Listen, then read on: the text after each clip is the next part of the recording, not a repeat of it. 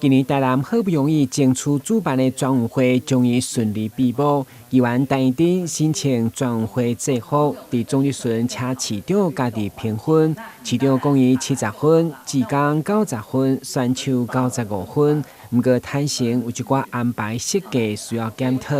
会中议员嘛锁定游泳、射击、自由车等6个单项比赛，因为台南无标准的场馆，需要刷到外县市，失去了地主的优势，感觉遗憾。美中不足的是，就是我们还是有好几个比赛要去别的县市啦，包括我们的游泳要去台中，现代舞要去高雄，自由车要去台中，射击靶场要去桃园，划船、轻艇要去南投日月潭的月牙湾。那我想在这个游泳的部分啦，因为我们在咱咧交通的时阵都有听到咱民众咧讲吼，咱台南市量一开，但比赛游泳池啊都无，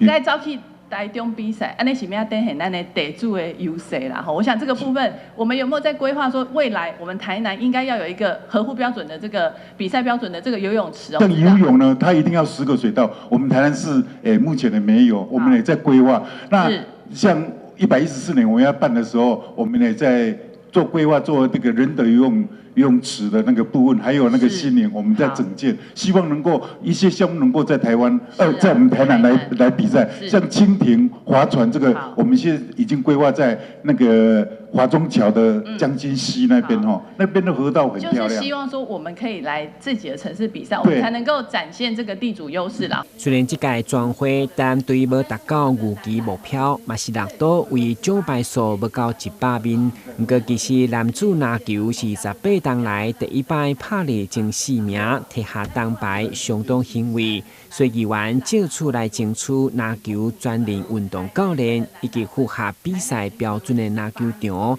嘛进一步将场馆寄望伫小巨蛋的诞生。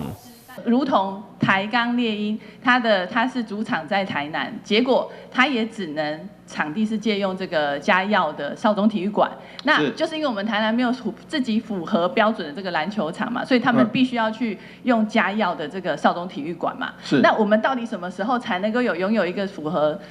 比赛标准，可以作为这个篮球主场的这个篮球场？现在还在 BOT 公告90天，90天公告完之后，如果人家有人提出相对的案子，比起以这个来讲是 A 案，比这个更好的话，那就2个来评审。那如果2个都不够好，不符合我们的标准，或者说他们讲对市民的利益权益有不够照顾足够远的话，也不排除废除掉，就像天马电台一样。所以90天以后见真章了看看说整个计划的。又期待又怕受伤害。讲到小巨蛋，更有机会伫台南补能，嘛成为这届议会总质询关心的焦点。台南新闻，军旗林银根采访报道。